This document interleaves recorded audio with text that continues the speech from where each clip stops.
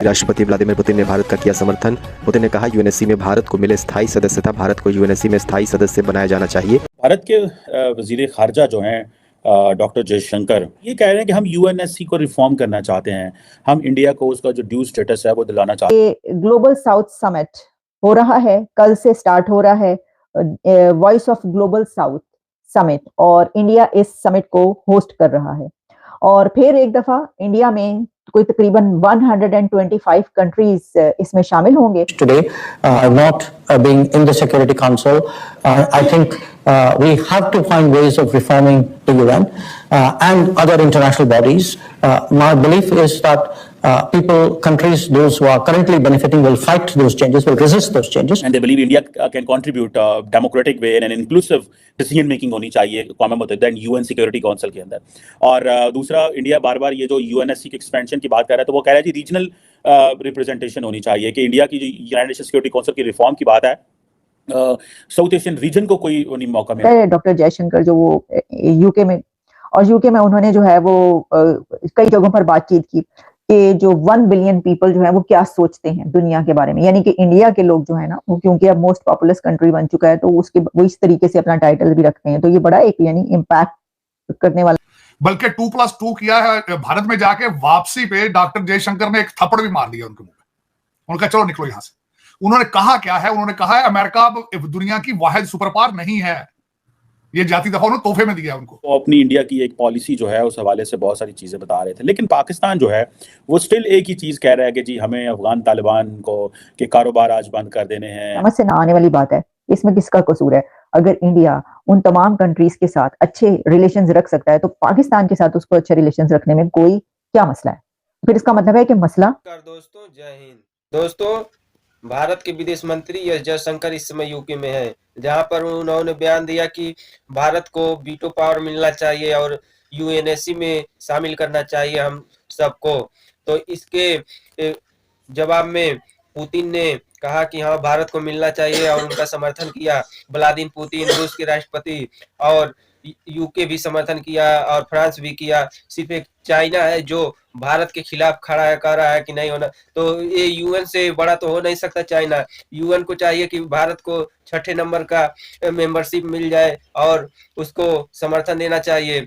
और ये पाकिस्तान के लोग हैं जो बोल रहे हैं कि ये भारत हर जगह ऊपर होता ही जा रहा है, हम लोग पीछे होते जा रहे हैं, भारत हर जगह कामयाबी पर कामयाबी करते जा रहा है और एशिया में वो नंबर 1 होता जा रहा है, चाइना भी पीछे हो न जाए कहीं, इसीलिए चाइना भी समर्थन नहीं कर रहा है। तो दोस्तों आइए देखते हैं पाकिस्तानी मीडिया में और क्या बातें हो रही हैं। India can contribute democratic way and an inclusive decision making होनी चाहिए कौम मुत्तहिदा एंड यूएन सिक्योरिटी काउंसिल के अंदर। और दूसरा, इंडिया बार बार ये जो यूएनएससी के एक्सपेंशन की बात कर रहा है, तो वो कह रहा है जी रीजनल रिप्रेजेंटेशन होनी चाहिए, कि इंडिया की जो यूनाइटेड नेशन सिक्योरिटी काउंसिल की रिफॉर्म की बात है, साउथ एशियन रीजन को कोई नहीं मौका मिलेगा। लेकिन एक क्वेश्चन पाकिस्तान की तरफ से भी आता है कि ये इंडिया को कैसे इख्तियार है कि वो ये कहे कि वो साउथ एशियन रीजन में से उसने जाके करना है। लेकिन ये इख्तियार ऐसे ही है कि जैसे प्रेसिडेंट कि ये चीज़ है। सो 1945 के बाद अभी डॉक्टर जयशंकर इंग्लैंड में इस कॉन्फ्रेंस में बार बार कह रहे हैं जी कि चीज़ें बदलनी चाहिए। 1945 के बाद चीज़ें नहीं बदल रही, एक ख़ास किस्म की मोनोटनस है, हमें उन चीज़ों से आगे निकलना है जिसे वो कह रहे हैं। आप देखें ना, डॉक्टर जयशंकर अगर इंडिया अमेरिका के बारे में ये कह रहा है, that is not a declining power but that is a country which is री इन्वेंटिंग इटसेल्फ। तो उसके इस बात की वैल्यू तो वर्थ आपको मिलेगी। लेकिन if somebody from Pakistan says this that, तो हम क्या कहेंगे अमेरिका के बारे में? हम कहेंगे और पूरी दुनिया के लोग इसमें शामिल होंगे, पूरी दुनिया के लीडर्स, और इसमें मिनिस्ट्रियल सेशंस भी हैं। इसके अलावा जो G20 में लीडर्स शामिल हुए थे उनकी भी वर्चुअल समिट है, G20 लीडर्स की वर्चुअल समिट। और फिर इसके साथ साथ और भी कुछ ऐसे सेशंस और जो कंक्लूडिंग सेशंस हैं उनके बारे में कहा जा रहा है कि उसमें इंडिया के प्राइम मिनिस्टर नरेंद्र मोदी साहब जो हैं वो उसको हेड करेंगे।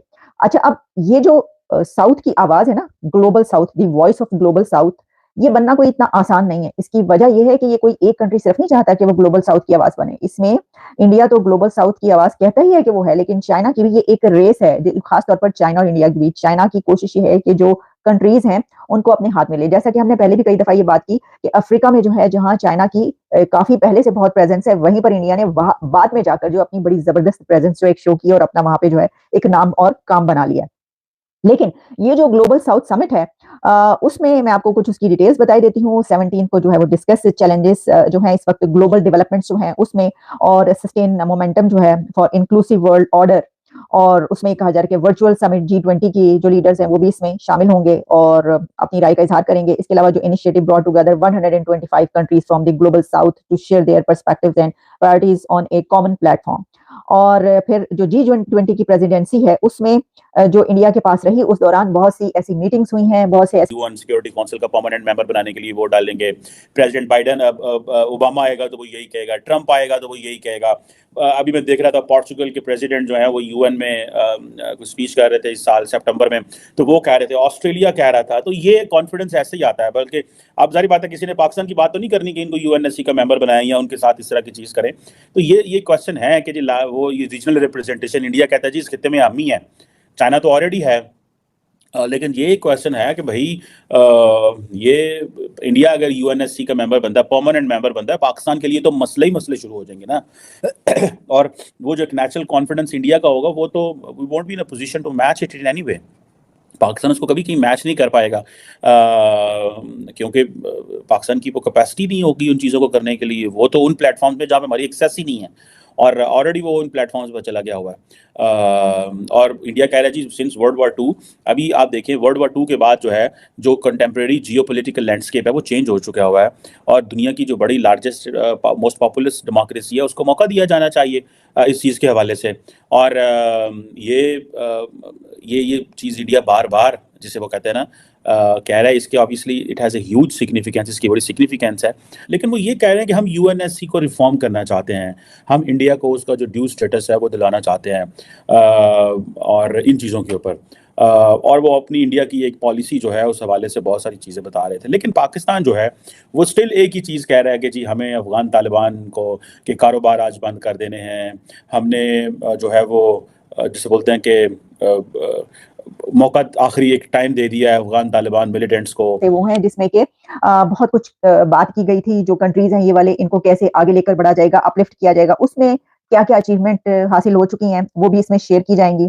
और फिर इसमें यह है कि जो अचीव किया गया various G20 meetings during India's presidency जो है वो वर्ल्ड्स 20 लार्जेस्ट इकोनॉमीज जो हैं उन्होंने इसके हवाले से क्या किया ये सब सामने रखा जाएगा। फिर जो इस वक्त खास तौर पर एक बात ये कही जाती है कि मिल के चलने की बात ना, तो इसका जो थीम है वो ये है global south together for one future. जैसे मैंने आपको पहले हमने कई मरतबा ये बताया, together for everyone's growth with everyone's trust. इसका जो है मोटो, जो theme, together for everyone's growth with everyone's trust. ये एवरीवन की जो बात की जाती है ना, क्योंकि ये जितने ग्लोबल साउथ के कंट्रीज हैं ये तो हमने देखा कि पाकिस्तानी मीडिया में क्या बातें हो रही हैं और क्या कर रहे हैं सब, और जयशंकर के लिए क्या बोल रहे हैं कि जयशंकर भारत को कहां पर लेकर जा रहा है।